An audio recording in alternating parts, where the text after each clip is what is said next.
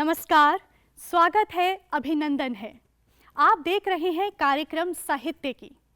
साहित्य, कविताएं और शब्दों के माध्यम से हम अपनी भावनाओं को एक दूसरे के साथ बड़ी ही आसानी से व्यक्त कर सकते हैं। कहते हैं साहित्य हमारे समाज का वो अहम हिस्सा है जिसके बिना शायद हम अपने समाज की और अपनी परिकल्पना भी नहीं कर सकते हैं, क्योंकि साहित्य ही है जो हमें आगे बढ़ने की चाह देता है, हमें हमारी अंतर आत्मा से जोड़ने का काम करता है।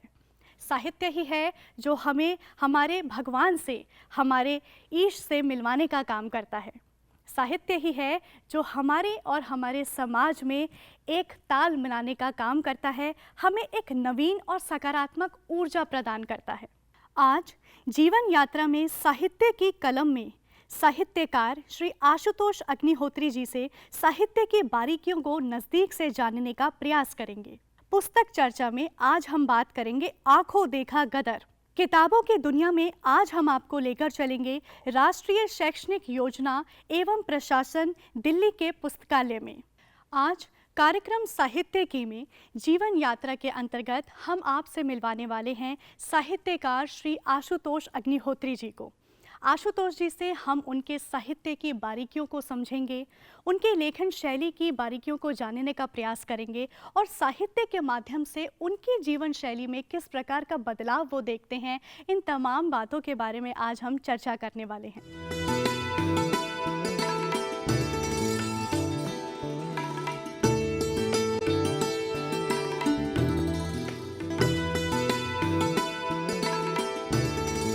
आइए मिलकर स्वागत करते हैं आईएएस ऑफिसर, एक कवि, एक लेखक श्री आशुतोष अग्निहोत्री जी का।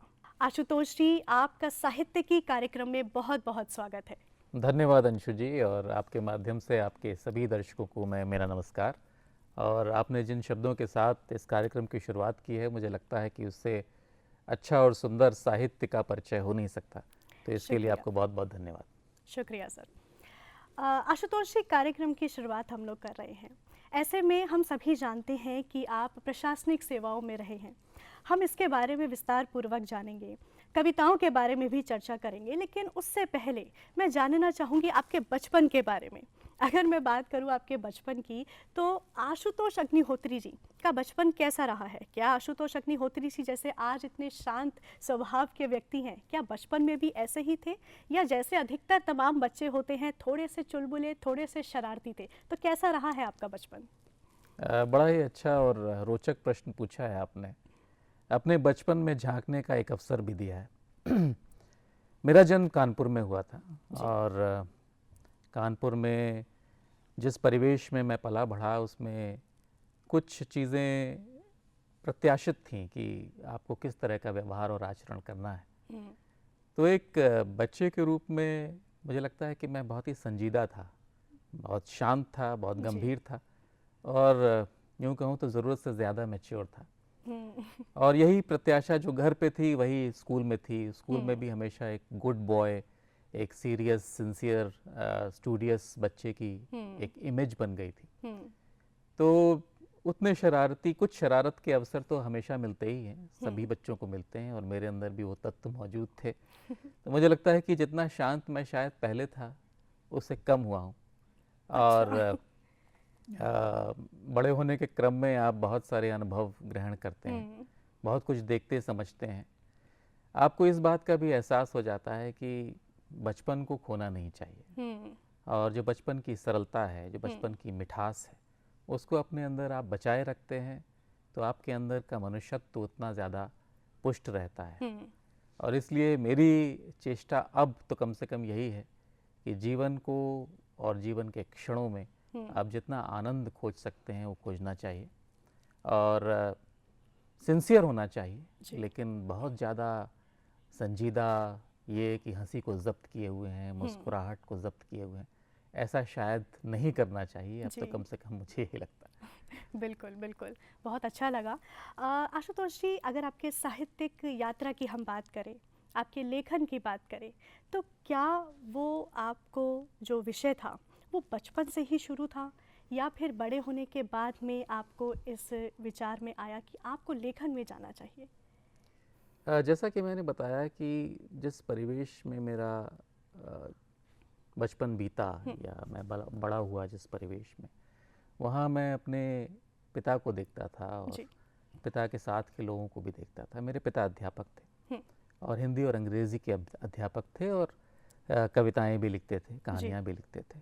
तो उनका प्रभाव निश्चित रूप से पड़ा हम्म, और बचपन में ही एक यह भ्रम भी जगा कि मैं भी कवि या लेखक बन सकता हूँ। हम्म, और छोटे में जैसे आप तुकबंदी करना शुरू करते हैं, कुछ कविताएं जैसा लिखने की कोशिश करते हैं वो भी किया, कुछ छोटी मोटी कहानियाँ भी लिखी। हम्म, लेकिन बहुत दिनों तक अपने आप को सीरियस लेखक तो मैंने नहीं माना और आज भी मैं यही कहता हूँ कि मैं अपने आप को कवि कहने का दुस्साहस नहीं करता। अभी भी एक यात्रा में हूँ, जी। लेखन की यात्रा चल रही है। जी। मुझे लगता है कि हर शब्द की एक यात्रा होती है, जी। उसके पड़ाव होते हैं, उसका एक गंतव्य होता है, उसका एक लक्ष्य होता है। हम्म, और एक जगह मैंने लिखा भी था कि तुम्हें जो शब्द दिखते हैं, कुछ बोलते, कुछ खोलते, कुछ बताते, कुछ छिपाते, वेदना में भीतर की शक्ति को टटोलते, आनंद में कुलांचे भरते इठलाते, दरअसल वो शब्द नहीं, मेरे होने का प्रमाण, मेरे हृदय का स्पंदन और मेरी बात। चेतना के साक्षी हैं। हम्म, तो शब्दों की इस यात्रा में मुझे लगता है कि मैं भी एक सहयात्री हूँ। क्या मैं उनको साथ साथ लेके चल रहा हूँ हम्म, और इस उम्मीद के साथ, या अब शायद ये प्रत्याशा भी नहीं कि उन्हें वो लक्ष्य मिले। अगर मिल जाता है तो ठीक, अगर नहीं मिलता है तो भी अच्छा। क्या बात है। आपके जीवन की पहली कविता जो आपने पढ़ी, जहाँ से आपको प्रेरणा मिली? जीवन की पहली कविता तो मुझे लगता है कि अपने पिता की ही पढ़ी। हम्म, उन्हें बार बार कहते बोलते और कविता पढ़ते सुनता था। हम्म, उनकी कविता की ही कुछ पंक्तियाँ थीं कि क्या करेंगे हम न गाएं, जो है करना कर दिखाएं, कब विधाता भेद अपना खोलता है। हम्म, इस कविता में जो मर्म था और जो उनके व्यक्तित्व से बहुत मेल खाता था, वो ये है कि हमें जो भी अच्छे कार्य करने हैं या किसी के लिए कुछ करना है, हम्म, उसका हम राग ना आलापें, उसका ढोल न पीटें। हम्म, शांत रहकर पर्दे के पीछे समाज के लिए, अपनों के लिए, गैरों के लिए अगर आप कुछ कर सकें तो वो भी कविता रचने जैसा ही होता है। क्या बात है। और इस कविता के साथ साथ मुझे उन्होंने साहित्य से परिचित करवाया। हम्म, बचपन में ही बहुत कम उम्र में अच्छे साहित्यकारों से परिचय हो जाना, मुझे लगता है कि उसने मेरी सोच को, मेरी चेतना को, मेरी अभिव्यक्ति को समृद्ध किया। हम्म, मुझे याद है कि 7वीं या 8वीं कक्षा में पढ़ता था, तब गर्मियों की छुट्टी में उन्होंने प्रेमचंद का मानसरोवर मुझे पढ़ने के लिए दिया था। हम्म, और उन कहानियों ने कहीं ना कहीं मेरी भावना को, मेरी सोच को झकझोरा। हम्म, क्योंकि प्रेमचंद को कलम का सिपाही कहते हैं और इसलिए नहीं कहते कि उन्होंने इतनी सारी कहानियाँ या उपन्यास लिखा, बल्कि उन कहानियों, उन शब्दों के माध्यम से उन्होंने समाज में एक बिगुल फूंका बिल्कुल। और क्रांति की एक चिंगारी जगाई हम्म, और एक सुधार की एक जो धारा बही, वो जी। उन शब्दों के माध्यम से थी। उसके बाद कवियों से परिचय, हम्म, पहले प्रसाद, दिनकर, बच्चन, महादेवी वर्मा, जिनकी कविता आपने इतनी सुंदर पढ़ी, उन सभी कवियों से, निराला और पंत से, और अंग्रेजी के कवियों से, हम्म, वर्ड्सवर्थ, शेली, कीट्स, कोलरिज, हम्म, बायरन, ब्राउनिंग, टेनिसन, इन सब की कविताओं का मुझे लगता है कहीं ना कहीं मेरे चेतन अवचेतन मस्तिष्क पर प्रभाव पड़ा। हम्म, और अगर मेरे शब्द भी हैं, मेरी कविताएं भी हैं, तो उनमें भी कहीं ना कहीं उनकी प्रतिध्वनियाँ अवश्य रही हों। हम्म, अब आपने पूछा किस कविता ने आपको बहुत प्रभावित किया था, तो प्रसाद की कामायनी ने मुझे बहुत प्रभावित किया था। और उनकी जैसे आप बचपन में बहुत सारे कॉम्पिटिशन्स में पार्टिसिपेट करते हैं, जी। वाद विवाद प्रतियोगिता में पार्टिसिपेट करते हैं या ऐसे राइटिंग में पार्टिसिपेट करते हैं, जी। तो उनमें छोटे छोटे उन कविताओं के अंश हम्म, आप याद करते हैं और उनको सही जगह पर उद्धृत करते हैं। हम्म, उससे आपकी बात और ज़्यादा प्रभावी होती है। जी। तो प्रसाद के शब्द थे कि प्रकृति के यौवन का श्रृंगार करेंगे कभी न बासी फूल, और मिलेंगे वे जाकर अति शीघ्र, आह उत्सुक है उनकी धूल। फिर औरों को हंसते देखो, मनु हंसो और सुख पाओ, अपने सुख को विस्तृत कर लो, सबको सुखी बनाओ। क्या बात है। जब इतने अच्छे भाव और इतने अच्छे शब्द मिलते हैं हम्म, तभी साहित्य का जन्म होता है। बिल्कुल। और ये ऐसे शब्द होते हैं जो आपके मन मानस में कहीं रह जाते हैं और फिर आपकी सोच और आपके व्यक्तित्व का हिस्सा बन जाते हैं। बिल्कुल। तो अच्छे साहित्य का तो मुझे लगता है कि यही लक्ष्य है कि वो सुनने वाले को और लिखने वाले को दोनों को उठाए। जिस जी। स्तर पे आज हम हैं, हमारी सोच है, हमारी भावना है, उससे ऊपर और सकारात्मक हो और ऊर्जावान। बहुत ही सकारात्मक ऊर्जा मुझे भी आपकी बातें दे रही हैं। आपके बारे में सर मैं पढ़ रही थी तो एक विचार आपके बारे में मैंने पढ़ा कि हर चुनौती एक अवसर भी है। इस बारे में मैं थोड़ा सा विस्तार पूर्वक जानना चाहूँगी। ये कोई नई बात नहीं है और बहुत सारे लोगों ने कहा है कि हर चुनौती एक अवसर होती है। हाँ। जहाँ कारवां भूल जाते हैं रास्ता, वहीं से निकलती हैं मंजिल की राहें। और जितने भी बड़े लोग हुए हैं, जितने महान लोग हुए हैं, या एक आम आदमी का भी जो दिन प्रतिदिन का संघर्ष है, उसमें इस बात को मुझे लगता है कि क्षण प्रतिक्षण बल मिलता है कि हर चुनौती एक अवसर है। बिल्कुल। आपको लगता है कि ये बहुत बड़ी समस्या है, लेकिन जब वो समस्या आपके सामने आती है और उसका आप धैर्य और विवेक के साथ सामना करते हैं, जी। तो आपको लगता है कि उस समस्या से ही या उस चुनौती से ही कितनी नई संभावनाओं का जन्म हो रहा है। उससे आप अपने अंदर की शक्ति और अपने अंदर की सामर्थ्य से भी परिचित होते हैं। बहुत सारी आपकी फैकल्टीज़ हैं, डिसीजन मेकिंग एबिलिटी है या सोल्यूशन ढूंढने की जो एबिलिटी है, वो आपको वो चुनौतियाँ देती हैं, वो समस्याएं देती हैं जिनके बारे में अभी कभी आपने सोचा भी नहीं था। उसके बारे में आप लीक से इतर सोचने की शुरुआत करते हैं, आउट ऑफ बॉक्स थिंकिंग होती है, बहुत क्रिएटिव सॉल्यूशंस निकलते हैं। तो ये बिल्कुल सच है कि हर चुनौती एक अवसर है और अगर आप सकारात्मक सोच के साथ जीवन जीते हैं तो मुझे लगता है कि इस बात को आप जीवन की प्रेरणा मान के चलते हैं। बिल्कुल। और फिर आपको चुनौती चुनौती लगती ही नहीं है, आंधी आंधी लगती ही नहीं है। आपके सामने सिर्फ एक ध्येय होता है कि मैं दिया जलाऊंगा, मैं दिया जलाने के लिए आया। क्या बात है। ऐसे में मुझे याद आती है हरिवंश राय जी की कुछ पंक्तियाँ कि मंजिल मिले ना मिले ये तो मुकद्दर की बात है, लेकिन हम कोशिश भी ना करें ये गलत बात है। बहुत सही, बहुत सही।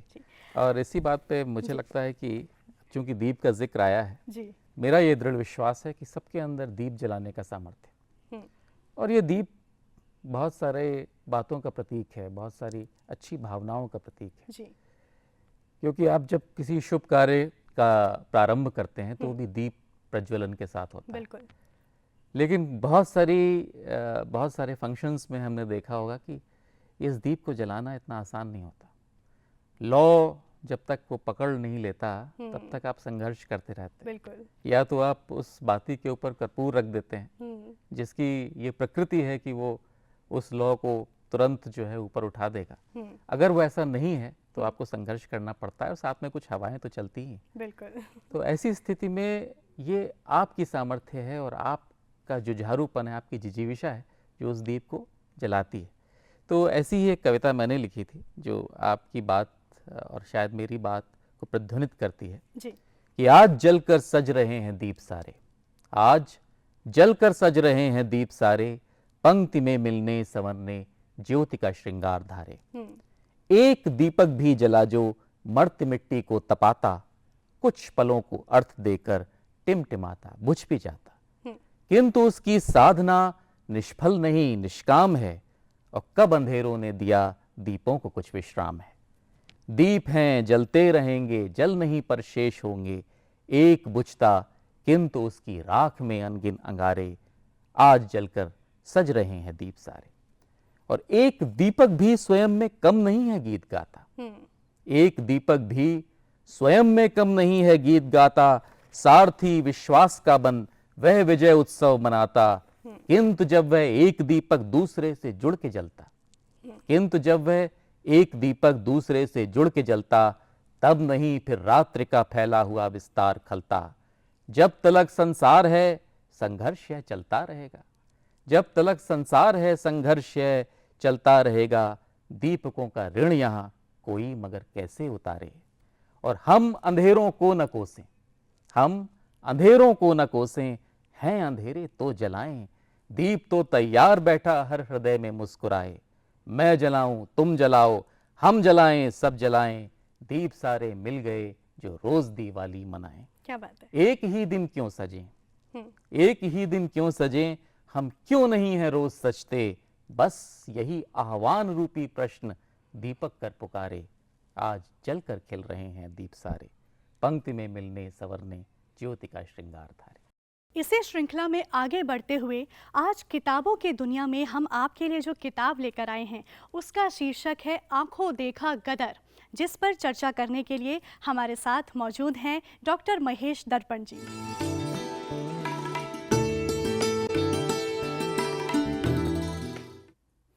कर्ज से परेशान, गरीबी और विपरीत दिनों में यज्ञ में भाग लेकर दक्षिणा पाने के लालच से निकले एक ब्राह्मण ने जब गदर का आंखों देखा हाल देखा तो लौटकर एक यादगार यात्रा वृत्तांत लिखा जिसका नाम हुआ माझी प्रवास। मराठी में लिखी यह पुस्तक विष्णु गोडसे वाईसाकर की थी, लेकिन इसे हिंदी में प्रस्तुत किया मशहूर उपन्यासकार और कथाकार अमृतलाल नागर ने आँखों देखा गदर के नाम से।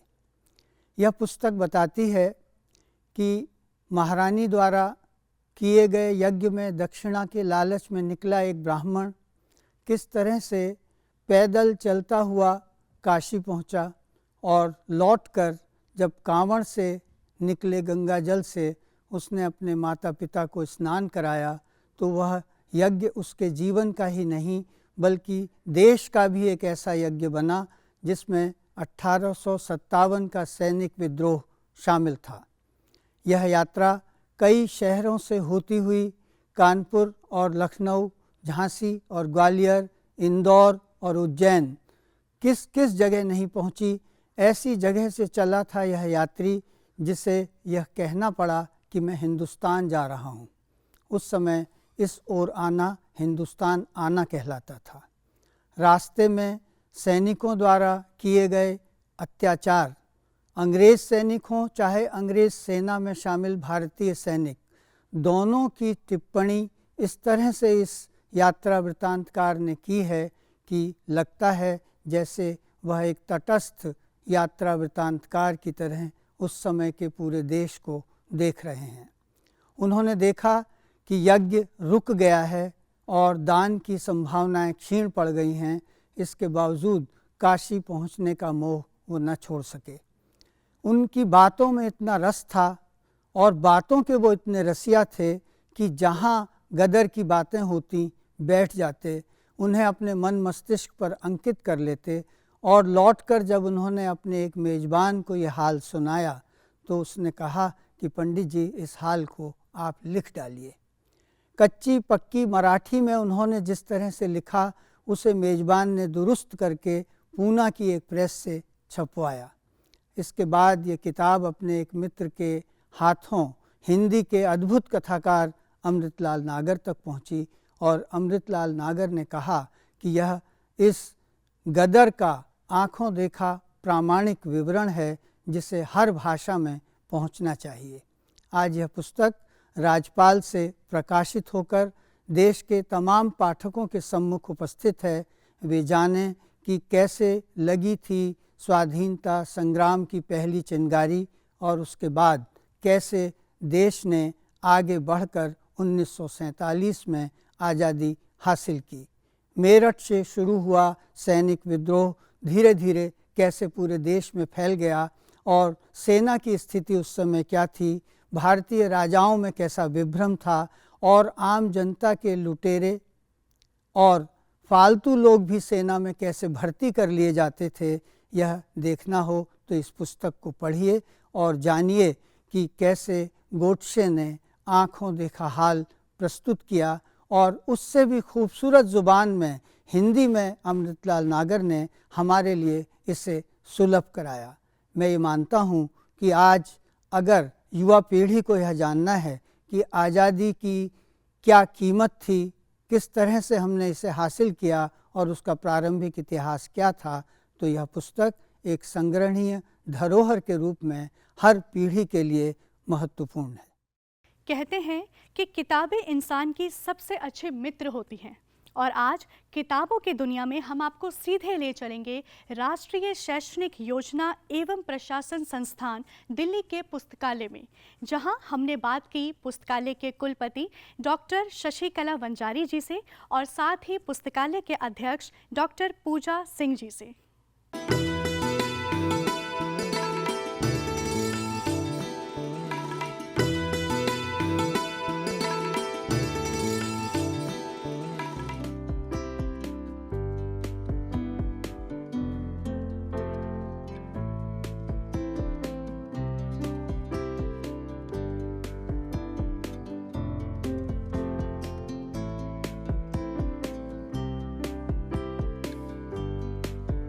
नीपा ये राष्ट्रीय शैक्षिक संस्थान है और इसमें योजना तथा प्रशासन का काम किया जाता है। इसका निर्माण 1962 में यूनेस्को ने एशियन कंट्रीज़ के लिए प्लानर्स और एडमिनिस्ट्रेटर की कैपेसिटी यानी क्षमता बढ़ाने के लिए ये संस्था का यहाँ पे निर्माण किया, और धीरे धीरे गवर्नमेंट ऑफ इंडिया, भारत सरकार ने इसको अपने कंट्रोल में लिया।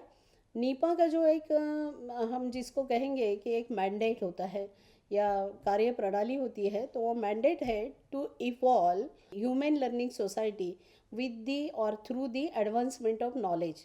एक उन्नत समाज का निर्माण करने की प्रतिबद्धता हमारी संस्था की है, और उसमें एडवांसमेंट ऑफ नॉलेज यानी कि जो हर दिन शिक्षा प्रणाली के अंतर्गत जो भी एक बदलाव आता है, परिवर्तन आता है, उससे अवगत करने का प्रमुख हेतु नीपा का है।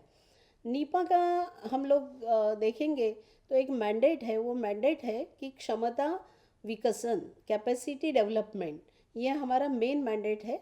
और इसके साथ अध्यापन का कार्य, टीचिंग और अनुसंधान का कार्य यानी रिसर्च, ये भी हम साथ साथ करते हैं।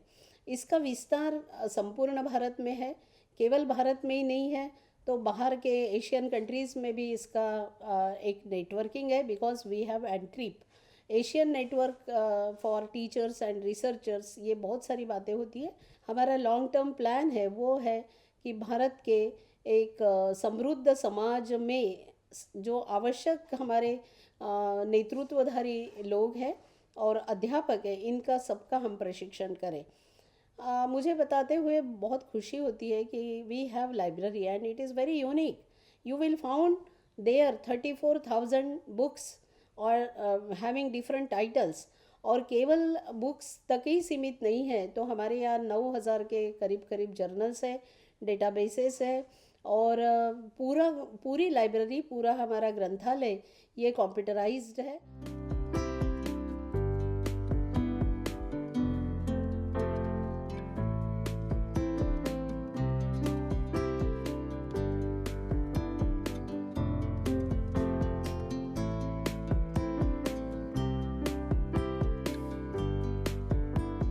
नीपा लाइब्रेरी के यूज़र्स को हम 4-5 भागों में बांट सकते हैं। एक तो हमारी रेगुलर फैकल्टी है, रिटायर्ड फैकल्टी है, मास्टर कोर्स के स्टूडेंट हैं, पीएचडी के रिसर्च स्कॉलर्स हैं।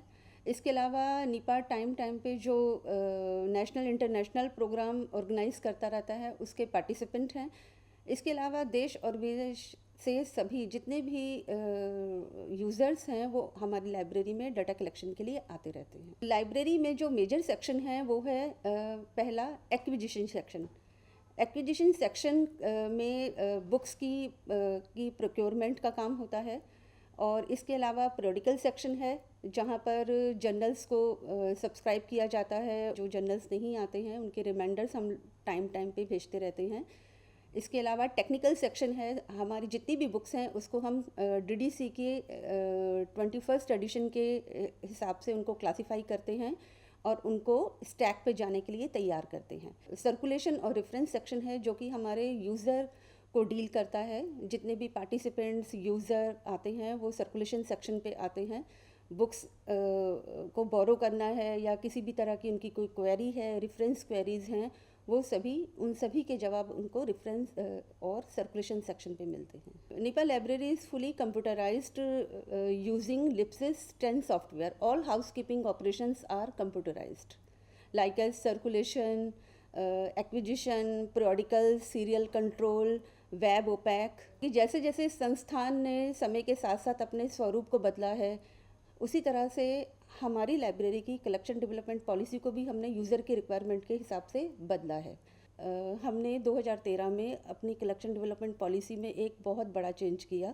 जितने भी प्रिंट जर्नल्स थे उनको ऑनलाइन में कन्वर्ट किया और 2014 के आते आते हमारे 95% से भी ज़्यादा जर्नल जो थे वो प्रिंट और ऑनलाइन दोनों में ही अवेलेबल थी। ई रिसोर्सेज का एक अच्छा खासा भंडार है। ये हमारी कलेक्शन का सबसे स्पेशल फीचर है और ये ई रिसोर्सेज जो हैं ये VPN के थ्रू हम रिमोट एक्सेस भी अपने यूज़र्स को प्रोवाइड करते हैं। कुछ विशेष सेवाएं भी हैं जिनका मैं यहाँ पे जिक्र करूँगी। SDI service. SDI service means academic work of faculty. इसके अलावा वेब ओपैक। हमारे लाइब्रेरी के कैटलॉग को आप कहीं भी कभी भी कहीं से भी एक्सेस कर सकते हैं। यह 24 घंटे और 7 दिन उपलब्ध रहता है। इसके अलावा डेलनेट सर्विस। डेलनेट सर्विस एक रिसोर्स शेयरिंग सर्विस है। जो संसाधन या जो बुक्स हमारे यहाँ नहीं उपलब्ध होती उसको हम डेलनेट के थ्रू अरेंज करके अपने यूज़र को प्रोवाइड करते हैं। लाइब्रेरी की टाइमिंग्स सुबह 9 बजे से लेके रात के 8 बजे तक है। सोमवार से शुक्रवार तक लाइब्रेरी खुलती है। शनिवार को लाइब्रेरी 10 बजे से 5 बजे तक खुलती है। और लाइब्रेरी के जो ऑथराइज यूज़र हैं, authorise user means faculty, students या हमारे जो पार्टिसिपेंट हैं वो इस लाइब्रेरी को फ्री में एक्सेस कर सकते हैं और बाहर से जो विजिटर्स आते हैं वो भी इसे फ्री में एक्सेस कर सकते हैं। तो देखा आपने आज का कार्यक्रम साहित्य की।